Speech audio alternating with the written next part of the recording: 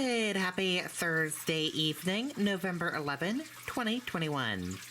I'm Riley King. Welcome to this Thursday evening edition of the Riley King Newscast, right here on the Riley King Network. We have a lot of news to get to this Thursday evening, so let's get started right now. First up, ring of thieves believed responsible for thefts from vehicles in New Hampshire towns.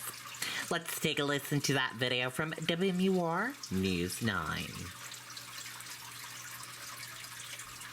That subdivision won't build itself. You need equipment that's built smart so you can work smarter. That's built.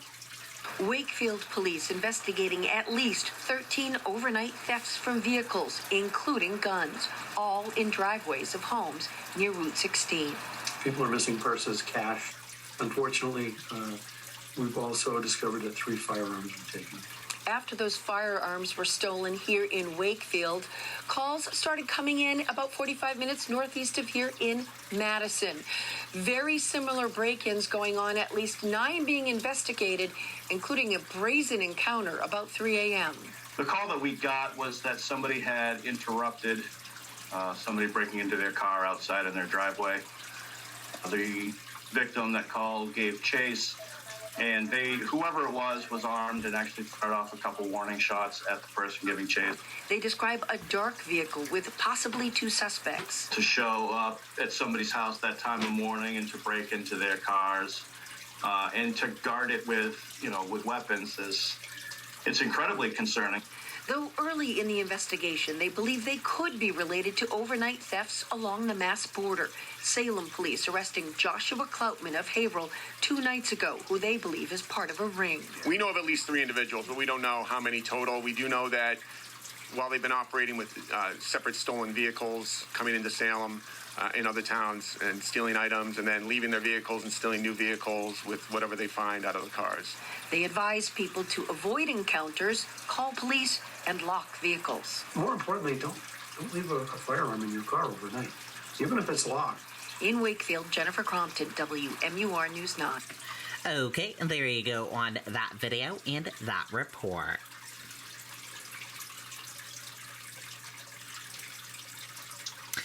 Small plane makes emergency landing in Bretton Wood. Let's take a listen to that video from WMUR News 9. The versatile Kubota BX series. Easily switch attachments to mow, haul, trench, or do whatever needs to get done. Talk to your local Kubota dealer today to schedule a demo. Where destiny's second to none, MD. So we do begin with breaking news at 5 tonight. No injuries are reported after a small plane lost power and had to make an unscheduled landing in Brentwood. The Rockingham County Sheriff's Office tells News 9 the landing happened just before 4 at a private airstrip along Pickpocket Road.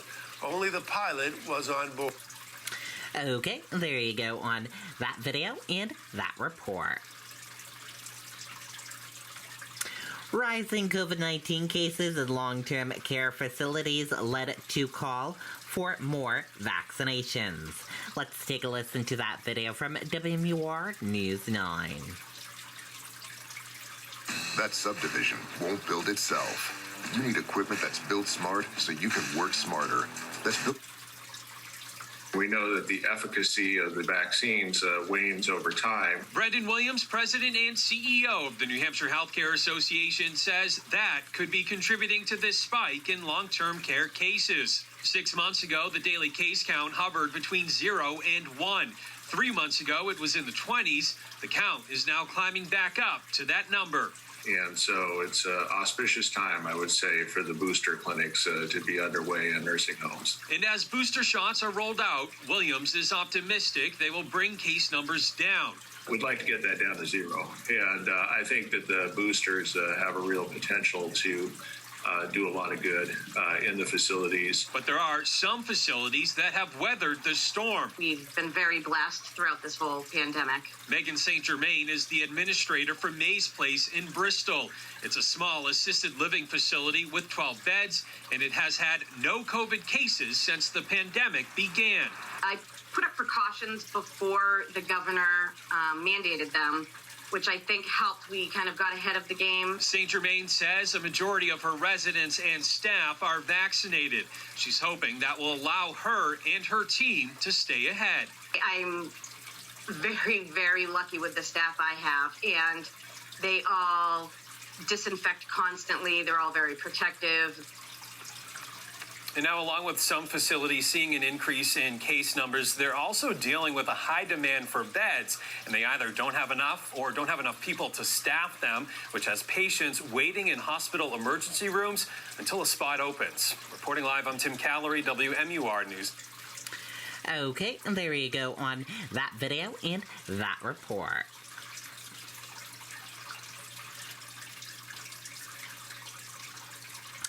President Joe Biden to visit New Hampshire on Tuesday to talk about infrastructure bill. Let's take a listen to that video from WMUR News 9. Walmart, America's largest, is hiring. Earn up to $28 per hour plus benefits working at Walmart's distribution center. Get a $5,000 sign-on bonus, but hurry, you must be hired before November 18th. Apply online today or text DC to 240240. Walk-ins welcome. Well, the last time President Biden was in New Hampshire, he was a candidate for the Democratic nomination. But he left the day of the primary and went to South Carolina before the results came in. He will return next Tuesday to talk about the $1.2 trillion bipartisan infrastructure bill. That package is supposed to repair roads, bridges, and bring high-speed internet to rural areas in New Hampshire. President Biden's backdrop will be this bridge over the Pemigewasset River in Woodstock. New Hampshire Department of Transportation says it's in need of major repairs. That bridge is 82 years old and is on the red list of deficient bridges. It is exciting that he's coming. It's exciting that we're going to get a huge jump start in our economy with this amount of investment. And we're really pleased that he's coming. A spokesperson for the New Hampshire Republican Party says the president is coming to promote socialist trillion-dollar plans. He says Granite Staters are not impressed with the president's definition of leadership.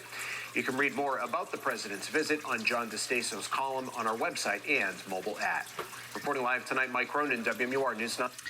Okay, and there you go on that video and that report.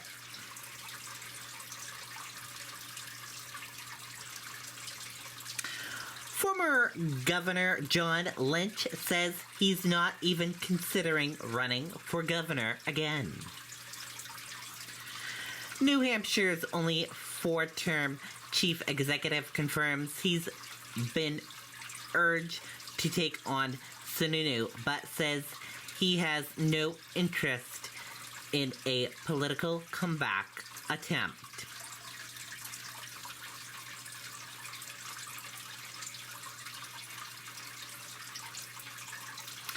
New Hampshire Civil War soldier honored after discovery by Maryland man.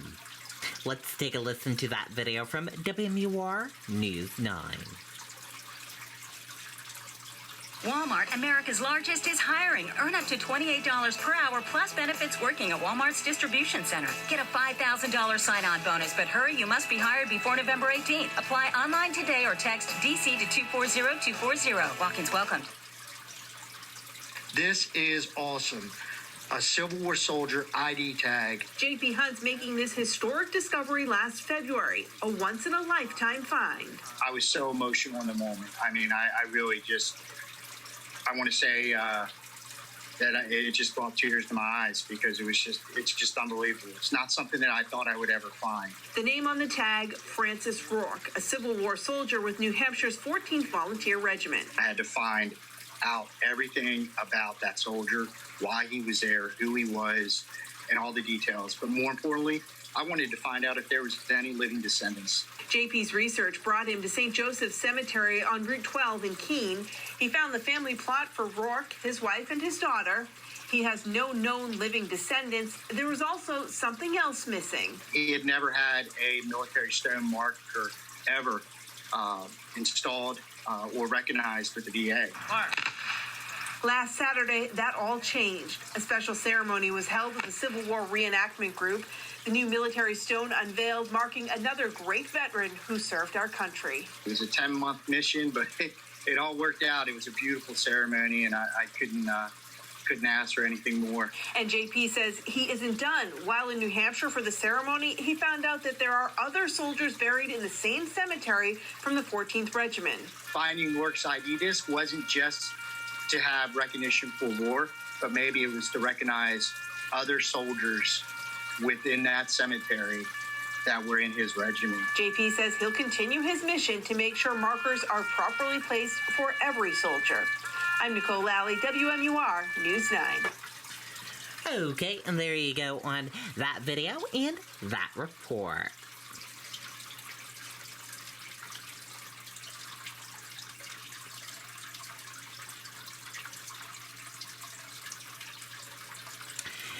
Gas prices rise amid inflation.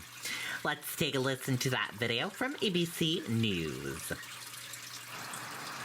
Check out this multi-flex tailgate. Come step. Mom, Dad's flexing again. The Chevy Silverado with the available multi-flex tailgate. Find new flexibility, find new roads. Chevrolet. We're going to go from the grocery store to the gas station. Ariel Reshef has the latest on gas prices. Good morning, Ariel. Good morning to you, Michael. It is not a pretty picture here at the pump. The price of gas increasing more than 6% over the last month, up nearly 50% over the last year. The national average price for a gallon of regular, $3.42. Some out in California spending as much as $5 a gallon to fill up. Experts say demand has just outpaced supply, and supply is also an issue in the car market, where there's been a shortage of semiconductors stemming from the pandemic that has led to a shortage of new cars on the lots. Experts say that the dealers are seeing their lowest inventory in decades, but there is some good news in that for car owners. The shortage of new cars on the lots means that there's higher demand for used cars, so now might be a good time to trade in or sell your car. You could turn a profit. Dealers say they expect this to last through the end of 2022. Michael? All right, thank you so much, Ariel. Hi, everyone. George. Okay, and there you go on that video and that report. And that does it for this evening edition of the Riley King Newscast right here on the Riley King Network. Thank you for tuning in and watching. Have a great rest of your evening, and see you back here tomorrow for another newscast. Good night and goodbye, everyone.